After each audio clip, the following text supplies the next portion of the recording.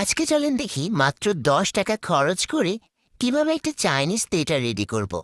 এই জন্য প্রথমে চাইনিজ ভেজিটেবলটা রান্না করে নিচ্ছি। প্যানে বাটার গরম করে রসুন কিংবা বাদামি করে ভেজে এর মাঝে সব সবজি পেঁয়াজের সাথে কর্নফ্লাওয়ার গুলিয়ে সবজির উপরে দিয়ে দিয়েছি। গ্রেভি হলে নামানোর আগে ম্যাগি চিকেন সিজলিং মিক্স দিয়ে হালকা করে নেড়ে চেড়ে নামিয়ে নিয়েছি। আর শুধুমাত্র এটা দেওয়ার কারণ এই একদম চিকেন ছাড়াই আপনার চাইনিজ তেটা রেডি হয়ে যাবে।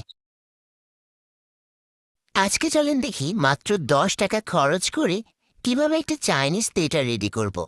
এই জন্য প্রথমে চাইনিজ ভেজিটেবলটা রান্না করে নিচ্ছি। প্যানে বাটার গরম করে রসুন কিংবা বাদামি করে ভেজে এর মাঝে সব সবজি পেঁয়াজের সাথে কর্নফ্লাওয়ার গুলিয়ে সবজির উপরে দিয়ে দিয়েছি। গ্রেভি হলে নামানোর আগে ম্যাগি চিকেন সিজলিং মিক্স দিয়ে হালকা করে নেড়ে চেড়ে নামিয়ে নিয়েছি। আর শুধুমাত্র এটা দেওয়ার কারণ এই একদম চিকেন ছাড়াই আপনার চাইনিজ তেটা রেডি হয়ে যাবে।